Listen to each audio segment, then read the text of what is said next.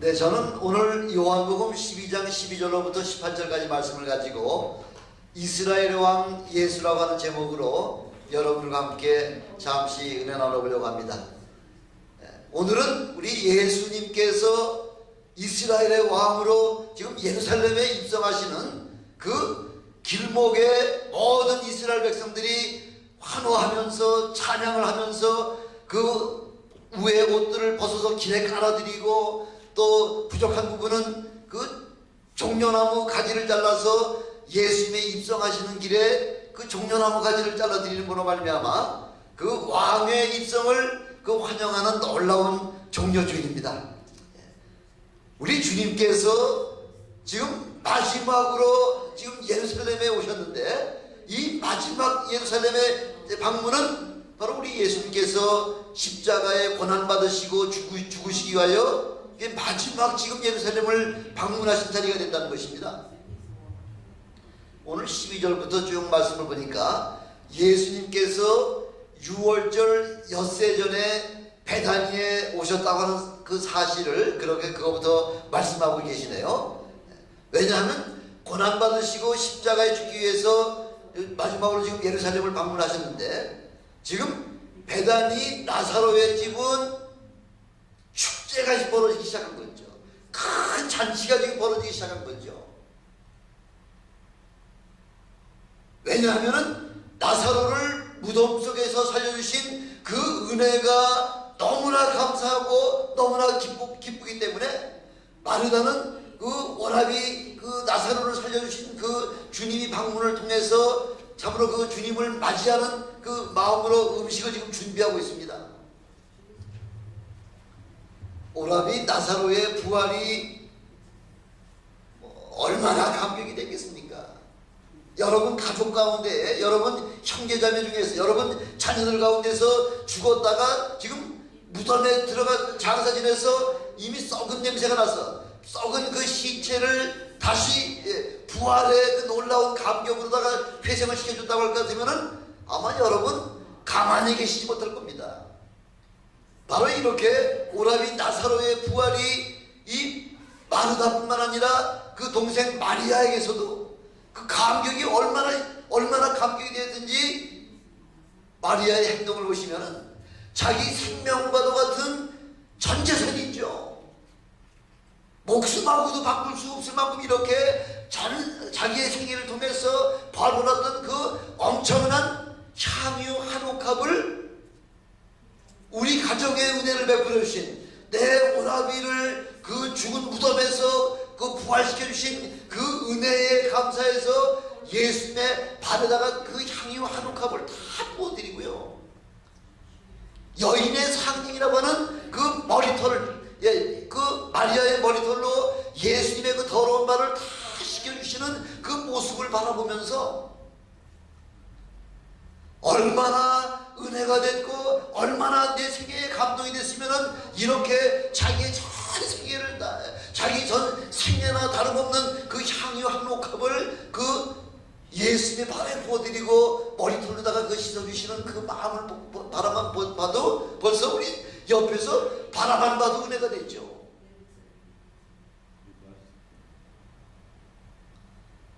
그러나 이런 감사와 감격이 없는 사람들은요, 그 마리아의 그 행동 거지를 바라보면서 어떻게 생각하느냐면은 왜 그 귀한 물질을 낭비하고 허비하느냐 이렇게 생각한다는 거죠. 이렇게 판단한다는 거죠.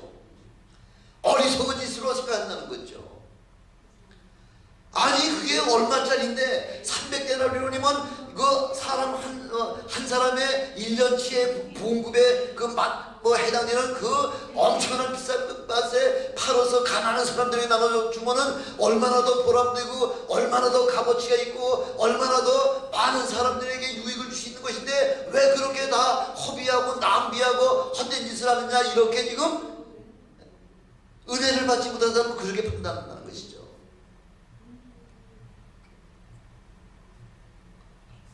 근데 이 마리아의 행동에 누가 감동을 받느냐면요, 그 자기 발에 지금 부음을 받은 그 예수님께서 지금 감동을 받고 계시는 거죠.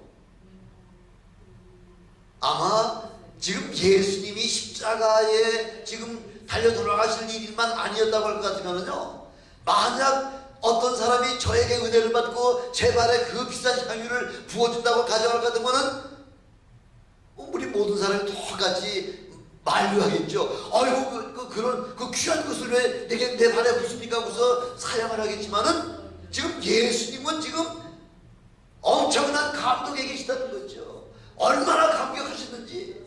왜? 며칠 후에 자기 자신이 십자가의 죽음을 미리 준비하는 그 마리아의 해안을 생각할 때에 주님이 감격하지 않으실 수가 없죠. 아무도 예수님께서 내가 지금 예루살렘에 내려가서 대제사장들과 장로들에게 고난을 받고 십자가에 죽어야 되리라고 이렇게 제자들에게 이야기했음에도 불구하고 제자들의 반응은 뭡니까? 주여 그리 마으시옵소서, 내가 주님을 지켜드리겠습니다. 이렇게 그 주님이 하셔야 할 일을 지금 방해하는 자들이 있지 않습니까? 예수님의 제자들까지 지금 예수님의 하시는 사역을 지금 방해하고 있고 하나님의 일을 지금 방해하고 있는 자들이라고 지금 주님께서 책망을 하시지 않습니까? 근데 다른 성경에서는 그 여인이 죄인인 줄 알았다고 할 것 같으면 선지자이라고 자처하는 예수가 바로 그 여인이 죄인이라는 것을 알았다고 할 것 같으면 자기 몸에 그 몸을 손을 대지 못하게 하고 접근을 못하게 이렇게 막았을 텐데, 저 사람이 진짜 선지자 맞느냐 이렇게 그런 착각을 하고 그 여인은 죄인이었다고 이렇게 표현을 하고 있는 거죠.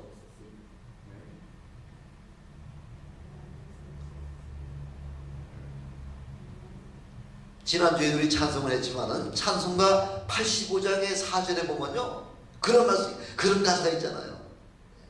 주님의 그 사랑을 받은 사람만이 그 사랑을 알 수 있다 이렇게 말씀하고 있잖아요. 하나님의 엄청난 사랑을 체험하지 않냐고서는 그 자기의 마음을 헤아릴 수 있는 사람은 아무도 없다는 거죠. 마리아들 왜 그것이 아깝지 않겠어요? 자기의 그 생애를 통해서 몇 살이나 됐는지 모르지만은 자기가 온갖 그 희생과 온갖 그 욕설 이런저런 거 다 들어가면서 눈치 봐가면서 그렇게 해서 마련해놓은 그 향유 한옥합인들 왜 그것이 귀중하지 않겠냐는 거죠. 또 한편에서는 지금 유대의 큰 무리가 지금 예수님께서 베다니에 오셨다고 하는 소식을 듣고 지금 나사렛 집으로 다 지금 다들 몰려오고 있죠. 뭐 때문에? 예수님이 어디에 계시다고 하는 소식만 듣기만 하면은 사방에서 몰려오죠. 왜? 자기네들의 문제를 해결받기 위해서 지금 예수님께 찾아오는 바로 그 무리들은 예수님만 보려고 오는 것이 아니라 죽었다 살아난 나사로도 보려고 지금 몰려오고 있다는 거죠. 우리 예수님께서는 가시는 곳곳마다 수많은 병자들을 고치신 것만 해도 엄청난 사역이신데, 병자를 가시는 곳곳마다 그 병자들을 다 고쳐주시고 그렇게 하신 것만 해도 지금 지금 예루살렘을 위시한 온 유대 나라에 센세이션이 일어나고 있는 거예요. 센세이션이. 뭐 저분이 뭐 이스라엘 한번 회복하실 그런 분 아닌가 하고서 모든 사람이 다 그렇게 지금 주목하고 있는데, 지금 죽은 나사로를 지금 무덤 속에서 썩어서 냄새나는 나사로를 지금 부활시켰다고 하는 사실을 목격했던 많은 사람들이 그 예수님의 그 부활의 사건을, 그 예수님이 부활시킨 나사로의 사건을 순식간에 그냥 온 사방에 퍼졌다는 것이죠. 이 나사로를 살리신 사건 때문에 지금 유대의 종교 지도자들은 이제 더 이상을 두고 볼 수가 없다는 거죠. 이러다가는 우리의 모든 그 기득권이 다 사라지게 지금 생기게 돼 있거든요. 종교 지도자들이라고 하는 대제사장이나 장로나 바리새인이나 서기관들은 지금 아무런 능력이나 아무런 힘이 없음에도 불구하고 저 나사렛에서 온 한 청년이 와서 지금 온 예루살렘 이스라엘을 다 아주 지금 다니는 곳마다 수만 명들이 따라다니면서 그 예수 그리스도의 엄청난 은혜를 체험하고 있기 때문에 자칫 잘못하면 이제는 우리의 모든 종교적인 그 기득권마저 다 지금 빼앗기게 생겼기 때문에 지금 어떻게 하면은 저 예수를 죽일까 이걸 지금 궁리하기 시작했다는 것이죠. 죽이긴 죽여야 되겠는데 지금 따라다니는 군중들 때문에 그 눈 때문에 군중들의 눈 때문에 지금 죽이질 못하고 있는 거죠. 어떻게 해서 죽일까는 그 지금 방법을 지금 의논을 하고 있는 것입니다. 예수님이 예루살렘에 오신 목적은 하나님의 어린 양으로 지금 죽기 위해 오셨는데 지금 예수님을 따라다니는 지금 제자들마저도 온 백성들이나 그 제자들이나 생각하는 것은 동일하다는 거죠. 바로 로마 정권을 정복시킬 바로 이스라엘을 회복할 때가 바로 지금 이때다 이렇게 생각하면서 지금 모든 사람들은 정치적 메시아를 지금 환호하고 있는 것이죠.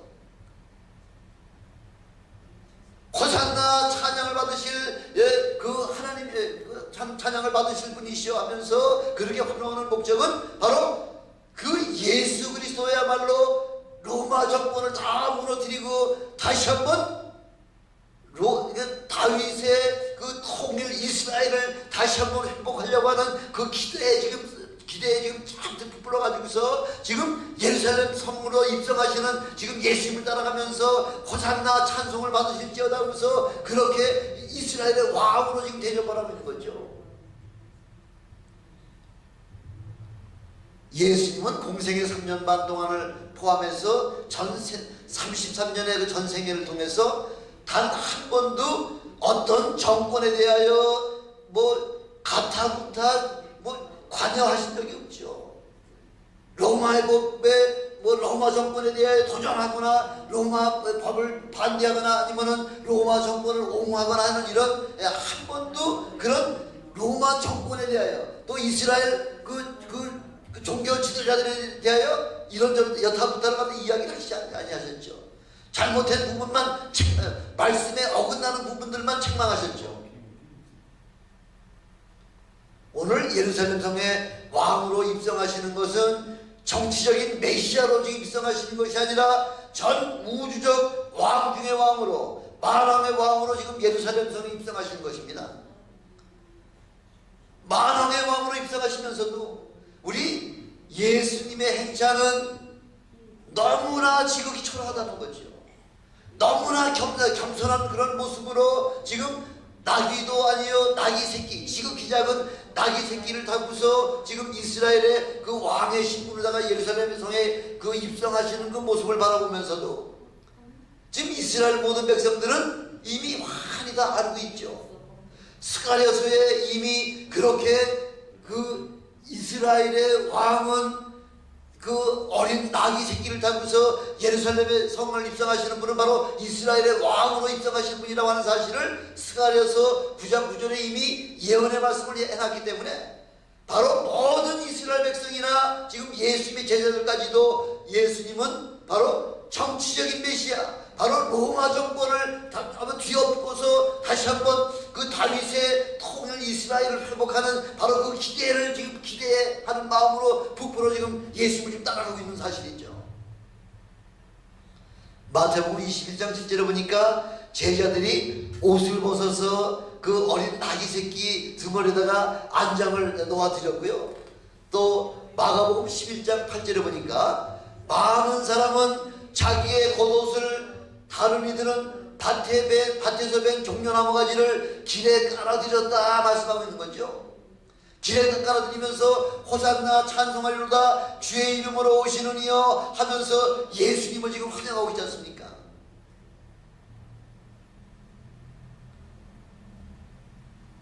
스가랴 9장 9절에는 뭐라고 지금 말씀해? 시온에 따라 크게 기뻐할지어다 예루살렘에 따라 즐거이 부를지어다 보라 내 왕이 내게 임하나니 그는 공의로우시며 구원을 베풀며 겸손하여서 나귀를 타나니 지극히 작은 나귀의 작은 것 곧 나귀 새끼를 타느니라 하고서 이렇게 스가랴 선지자의 예언의 말씀을 이미 모든 지금 이스라엘 사람들 다 알고 있기 때문에 지금 모든 사람들은 알기로 지금 예수님은 정치적인 메시아로다가 예루살렘 성에 입성하시는 줄로 그렇게 지금 깨닫고 있었다는 것이죠. 오늘 봉독한 13절에도 보니까 종려나무 가지를 가지고 맞으러 나가 외치되 호산나 찬송하리로다 주의 이름으로 오시노니 곧 이스라엘의 왕이여 하더라. 이스라엘의 왕이여. 지금 백성들의 마음은 부풀어 있죠. 바로 유대인들의 모든 간절한 소망은 다윗 왕국을 다시 한번 회복하는 일입니다.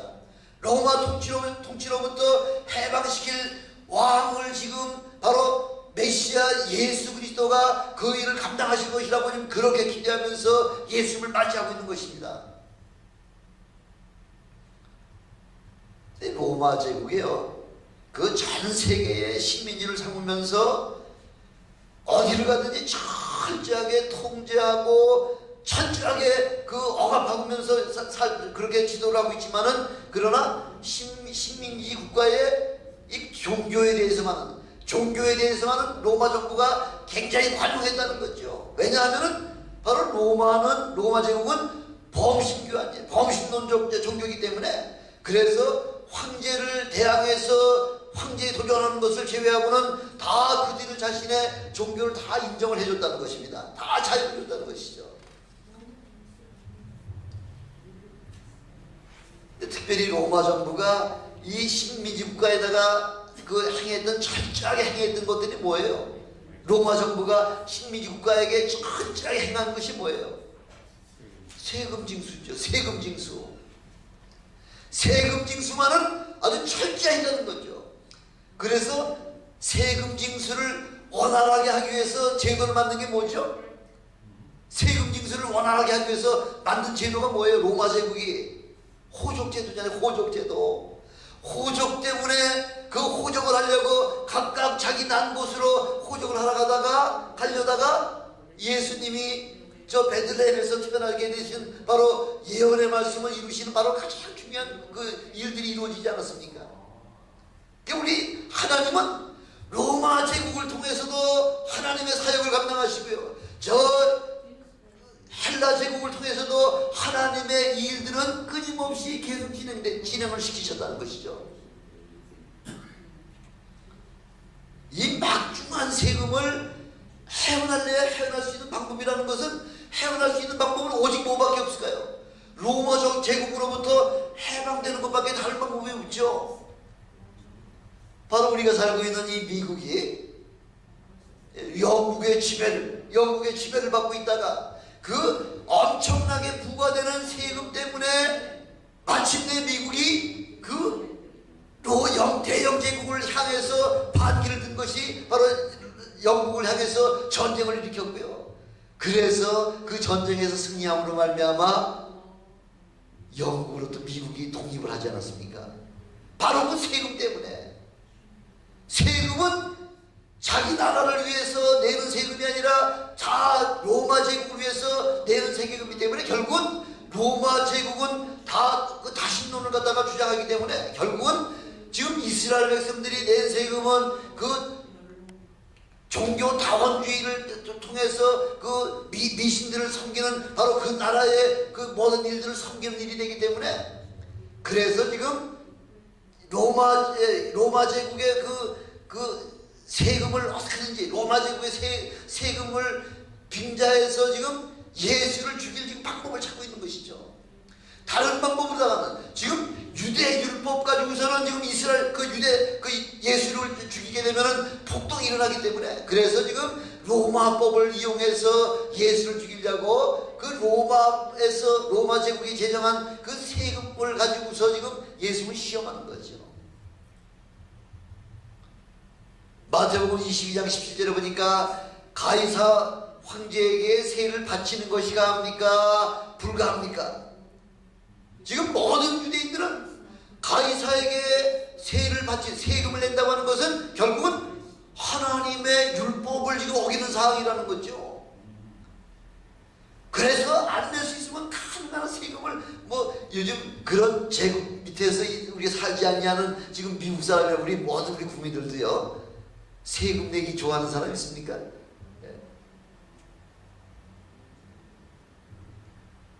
그래서 지금 그 이스라엘 그 유대 종교 지도자들은 예수님에게 가이사에게 지금 세금을 내는 것이 가합니까 불가합니까?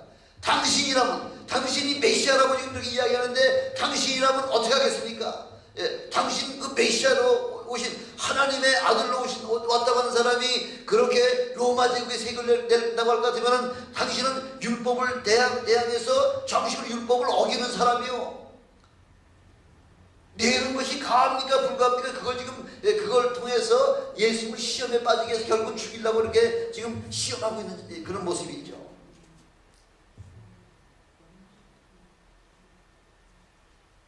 유대인들은 그렇게 여러 가지 방법으로다가 지금 예수님을 그냥 난처하게 만들고 궁지에 몰아넣음으로 말미암아 그렇게 해서 죽이려고 가진 바람을 다 하고 있죠. 얼마나 유대인들이 머리가 좋습니까?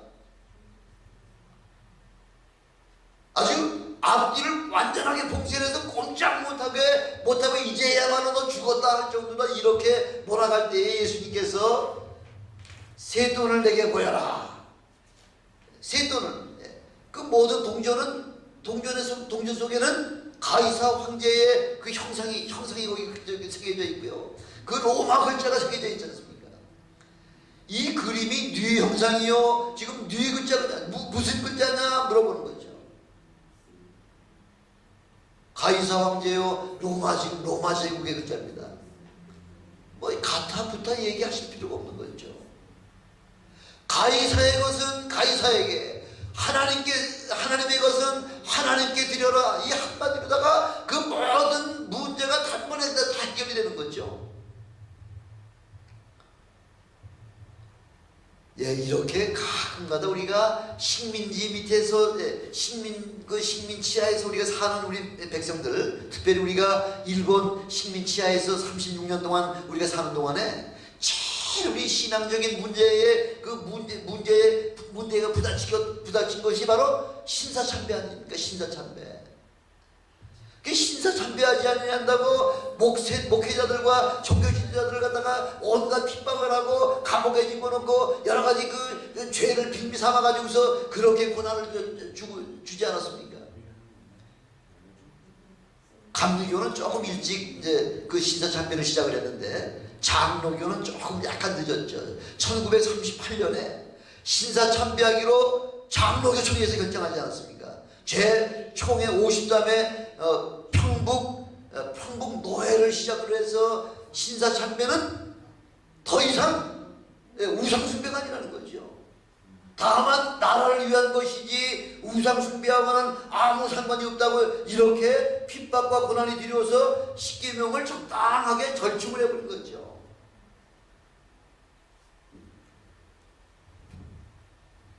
1938년이니까 벌써 지금 몇 년이나 지났습니까? 한 7, 80년 거의 가까이 됐죠. 또리에 그 한 번의 실수로 말미암아 그것은 신사참배는 우상숭배가 아니라 나라를 위해서 우리가 함께 기도하는 것이다. 이렇게 그 살짝 바꾸는으로 말미암아 그 후유증이 지금 한 7, 80년이 지나간 지금까지도 그 문제가 아직까지 해결이 안 된 거예요.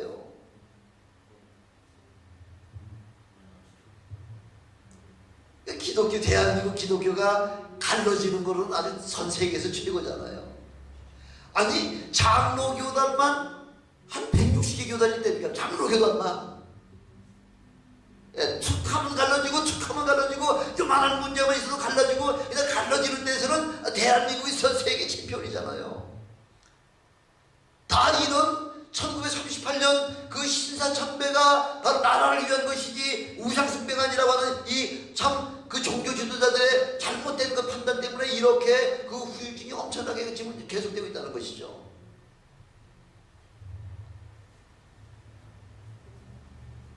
예수님은 지금 엄청난 능력을 소유하시는 거예요.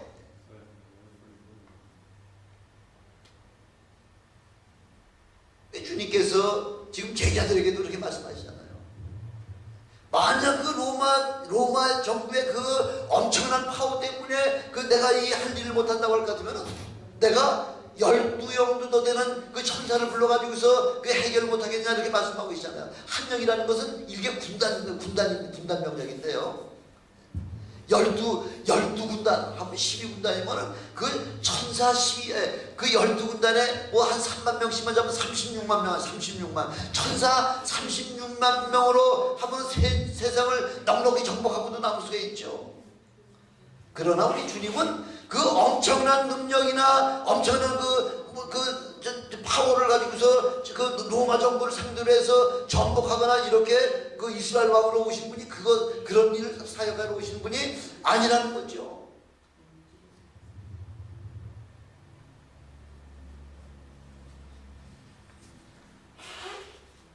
동상이몽이죠.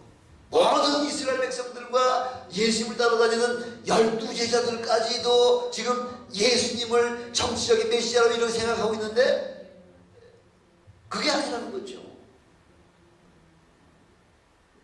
우리 예수님은 두 번째 영적 이스라엘 왕으로 오셨다는 거죠. 요한복음 1장 49절에 보면은 지금 무화과나무 그 나무 아래 좀 은둔하면서 참 이스라엘의 영적 지도자, 참 이스라엘의 왕이 나타나기를 사모하는 애국 청년 하나가 있잖아요. 무화과나무 밑에서 기다리고 있잖아요. 어느 때인가 지금 이스라엘을 지금 그 로마 외세로부터 지금 인도해낼 그런 이스라엘 왕이 나타날 때가 언제인가를 그걸 사모하는 바로 애국 청년 나다나엘이라고 하는 청년이 계속 지금 그 정치적인 메시아를 기다리고 있었죠. 근데 이 나다나엘도 지역주의나 이 논리에 붙잡힌 사람이에요. 이 편견이라고 하는 건 지역주의나 편견에 한번 거기에 붙잡히기만 하면요 아무것도 제대로 볼 수가 없죠. 여러분 안경에다가 그린 색깔을 갖다가 입혀놓으면 모든 사물이 다 그린 색깔로 보이죠. 빨간 안경을 쓰면 다 빨갛게 보이죠. 편견이라는 안경을 쓰고서 세상을 바라보면 온통 세상이 잘못된 길로 가고 있다고 하는 사실이죠. 지역주의가 특별히 그렇죠.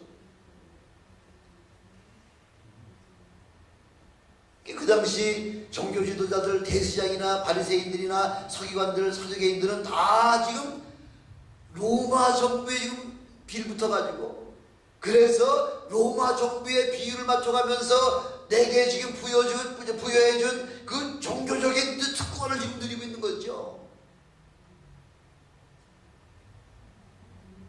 세상과 지금 짝하고 있는 거죠. 그런 상황에서 지금 예수 그리스도가 나타났으니까 그 예수는 지금 종교 지도자들이 뭐예요? 어떤 존재예요? 눈에 가시죠. 눈에 가시. 어떻게 하든지 지금 저 예수를 쳐야지만 예수를 내 기득권을 살릴 수가 있는 거죠. 내가 편안하게 능력이 없고 말씀이 부족하다고 하더라도 엉뚱한 짓을 한다고 하더라도 내 실적을 다 챙겨가면서 그렇게 살아갈 수 있다고 하는 그 생각 때문에 예수를 지금 죽이려고 하는 거죠.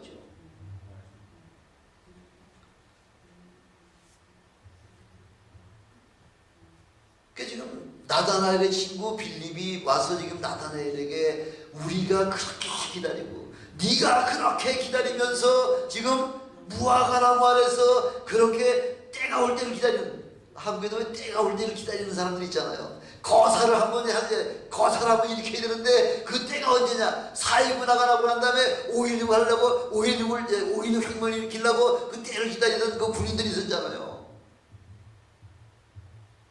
광주 사태 때 김일성이가 아주 한탄을 했잖아요. 김일성이가 광주 사태가 아주 전후의 찬스였는데, 남한을 침공할 수 있는 전후의 찬스였는데 그 타이밍을 놓쳤다는 거죠.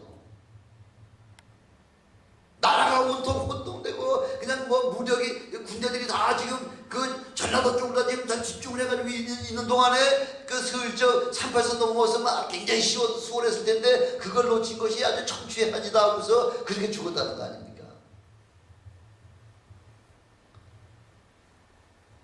빌립이 그렇게 우리가 기다리던 참 메시아를 만났는데 바로 나사렛 예수다. 한번 와봐. 네가 기다리던 바로 그 메시아, 바로 그 메시아가 바로 나사렛 예수야 할 때에 나다나엘이 지금 어떤 편견을 가지고 있나요? 어떤 지역주의죠. 지역주의. 나사렛에서 무슨 그런 선한 것이 나타나? 쓸데없는 소리 하지 마 임마. 선한 메시아는 어디 출신이 돼요? 베데스다 아니라 베들레헴 출신에게 왜 나사렛에서 무슨 선한 것이 날 수 있느냐고서 처음부터 아예 들으려고 하진 않고 아예 보려고 하진 않았죠.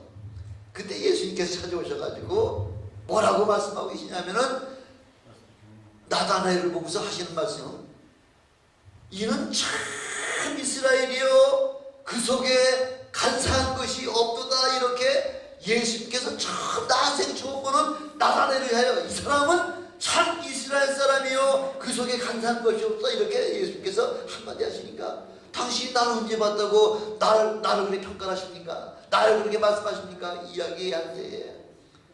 우리 주님이 뭐라고 말씀하시죠?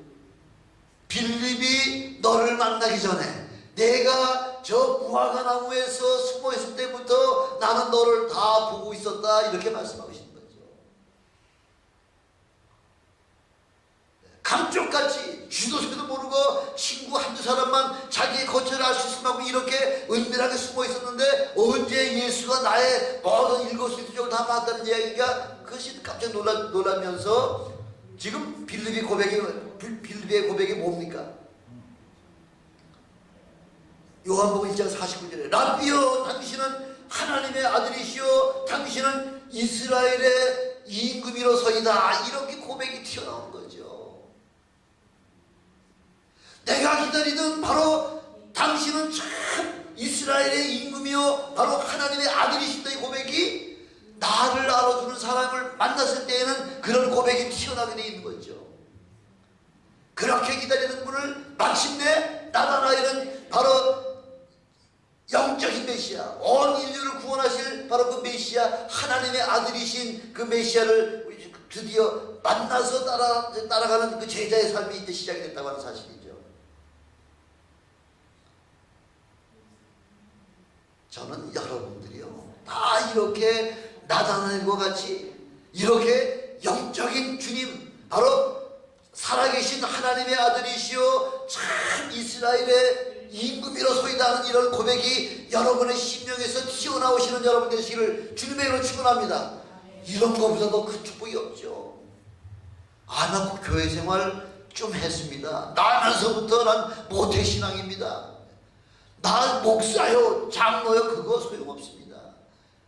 인격적으로 예수 그리스도가 어떤 분이라고 하는 것이 그것이 체험이 되게 되어지고 내 마음속에서 고백이 나올 때 주는 그리스도시여 살아계신 하나님의 아들이실 뿐만 아니라 이스라엘의 참 임금이로소이다. 이 이스라엘을 회복하신 분을 바로 당신입니다. 이런 고백하는 소리, 그 음성의 고백이 여러분 입에서 나오시길 주님의 축원합니다. 세 번째, 종종 사람들은요 나의 기대와 내 생각에 맞지 않을 것 같으면요 따라다니다가 그냥 하루아침에 그냥 확 가다가죠. 하루아침에 지금 모든 이스라엘 사람들은 예수 그리스도가 바로 이스라엘을 로마 정부로부터 회복할 바로 참 메시아라고 이렇게 생각을 했는데 아니 며칠 전 바로 오늘이죠. 바로 오늘 이 종료주의 날 찬송을 받으시기에 합당하신 하나님 하면서 할렐루야 그렇게 찬양을 하면서 예수님을 막 그냥 따라가던 그 모든 백성들이 불과 일주일도 되지 않냐가 엿새 만에 지금 빌라도에게 지금 붙잡혀가지고요. 빌라도 아니라 세상 없는 자가 나타난다고 하더라도 예수님의 그 능력이나 예수님의 그 엄청난 파워라고 할 것 같으면은 로마 정부가 아니라 세상에 어떤 것이 온다고 하더라도 다 넉넉히 물리치고 승리할 수 있는 그렇게 기도했던 바로 예수님이 어떤 모양으로 나타나는 어떤 모양으로 지금 빌라도가 지금 예수님을 데리고 나오는데요. 예수님 데리고 나오는데 지금 머리에는 뭘 쓰셨나요? 왕관을 쓴 것이 아니라 가시면류관을 쓰고 나오고요. 온몸은 채찍으로 말미암아 매를 맞음으로 말미암아 아주 완전히 죽기 일보 직전에 그런 아주 허물허물한 그 예수님을 데리고 나오면서 이자가 바로 이스라엘 왕 예수냐 하면서 이제 백성들한테 물어보는 거죠. 참 이스라엘 백성들이 아마 기가 찼을 겁니다. 기가 찼습니다. 여적근 3년 반 동안 이스라엘 방방곡곡 다니면서 그 엄청난 병자들을 고치고 파도와 풍랑을 잔잔케 하시고 엄청난 기사와 이적과 표적을 막 나타내시며 귀신 들린 자들의 귀신을 내쫓으시고 죽은 자들을 3사람씩이나 살려주셨던 그 엄청난 그런 주님께서 겨우 빌라도의 손에 붙잡혀 나와가지고서 이자가 바로 너희가 원하는 이스라엘 왕이냐 하고 물어볼 때에 아마 모든 사람은 뭐든지 이스라엘 백성들은 허탈감뿐만 아니라 오히려 속에서 뭐가 나왔을까요? 분기가 치솟는 거죠. 우리가 믿고 따랐던 게 겨우 이 정도입니까? 하면서 지금 그 마음속에 울분이 치솟는 거죠.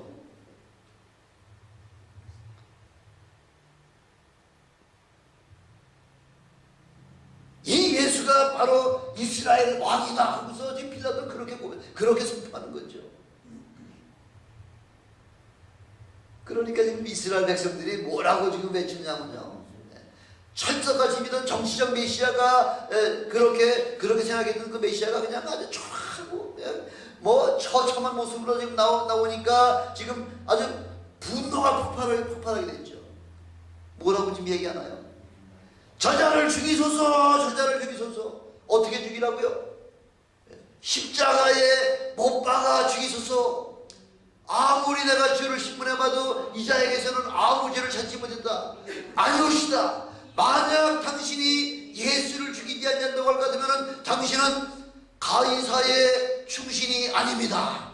오히려 가이사의 반역자입니다. 하고서 그냥 꼼짝 못하게 그 가이사까지 지금 꼼짝을 못하도록 그렇게 지금 부르짖고 있는 거죠. 만약 당신이 예수를 안 죽이면은 당신은 가이사의 충신이 아니요 가이사의 반역자입니다. 그것까지만 한 거 아니에요. 그것까지만 이스라엘 백성들이 그것까지만 한 것이 아니라 얼마나 분통이 터졌으면요. 차라리 누구를 살려달라는 거예요. 누구를. 차라리 바라바를 살려주세요. 바라바와 예수를 바꿔주십시오. 너희 이렇게 이런 절기만 되면 이런 유월절만 되면 그 죄수의 하나를 너희 중에 놓아주는 법이 있는데 그 이 둘 중에 바라바를 너희 중에 놓아주랴 예수를 놓아주랴. 예, 바라바를 놓아주소서. 바라바를 놓아주소서. 아니 예수님을 저 반란과 살인자 그거보다도 더 악독한 자로다가 이렇게 평화했다는 거죠. 이렇게 저주했다는 거죠.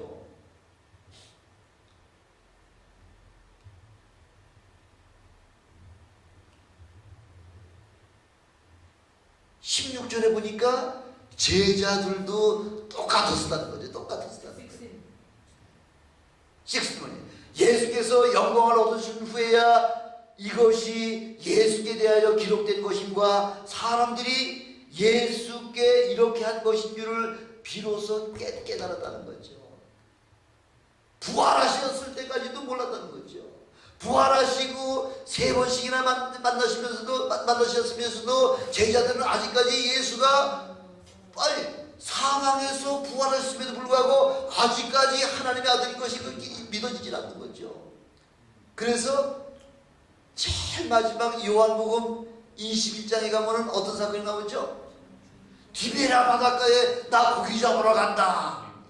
예수님의 그 부활의 사건을 까맣게 잊어버리고 이제는 나 먹고 살 일을 위해서는 세상으로 나가야 돼. 나 옛날 고기 잡던 그 옛날 직업으로 돌아가야 돼 하고서 다들 지금 떠나간 그것까지 우리 예수님 찾아오셨잖아요. 그리고 지금 마지막 승천하시면서 감람산에 500여 제자들을 포함한 500여 명을 모아놓고서 지금 마지막 지금 예수께서 한마디 말씀을 하시고서 이제 올라가셔야 되는데 그 순간까지 제자들의 생각엔 여전히 아직까지 어떤 생각을 가지고 있어요? 어떤 생각? 이스라엘의 회복하심이 바로 지금입니까? 누가 그렇게 물었다고요? 제자들이요. 제자들. 지금 예수님이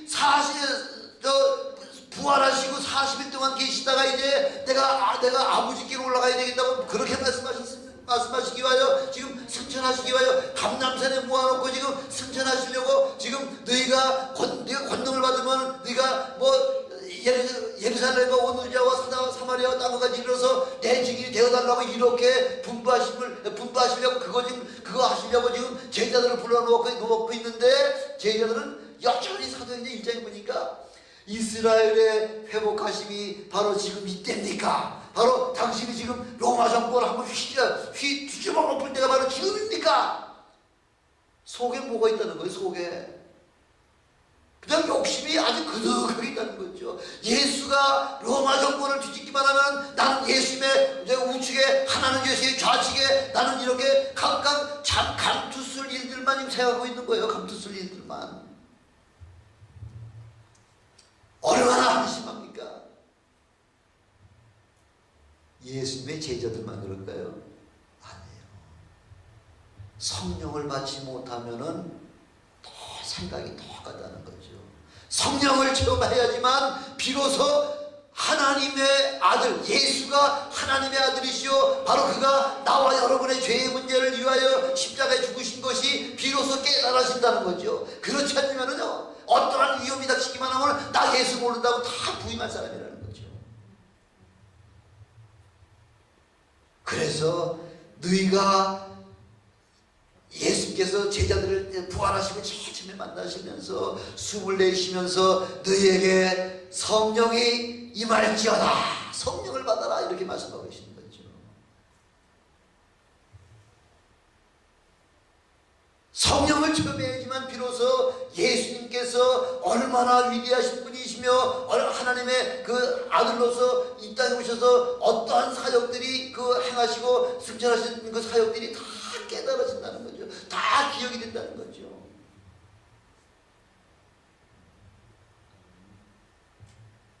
예수님은 바로 저와 여러분의 정치적인 메시아가 아니라 바로 영원한 그 영광의 왕으로 오신 것을 믿으시기를 주님으로 축원합니다. 세상 임금인 마귀를 진면하시고 완전하게 승리하심으로 말미암아 진정한 왕이시요 만왕의 왕이 되셨습니다. 바로 예수가 그리스도시요 살아계신 하늘의 하나님의 아들이심을 고백하는 참 믿음의 신앙이 되시기를 주님의 이름으로 축원합니다. 주님의 이름으로 축원합니다. 그래서 빌라도도 그렇게 고백하고 있지 않습니까? 자칭 유대인이라고 써서 하고서 십자가 위에 있는 유대인의 왕 나사렛 예수 쓸 때 자칭이란 말 써주세요. 자칭이란 말. 그때에 빌라도가 뭐라고 얘기했죠? 내가 쓸 말을 썼노라 하면서 라틴어와 헬라어와 히브리어로다가 온 세계 만방에 바로 나사렛 예수 이스라엘의 왕 하나님의 아들이라고 하는 사실을 바로 그렇게 빌라도가 고백하고서 모든 일을 마무리한 사실을 보면서 바로 저와 여러분은 예수가 하나님의 아들이신 것을 이제 많은 사람들에게 증거하시기에 부족함이 없는 그런 성령의 충만한 능력을 받으시기를 주님의 이름으로 축원합니다. 기도하시겠습니다. 저건 꺼주세요. 전능하신 아버지 하나님 감사합니다. 아버지 하나님, 오늘 우리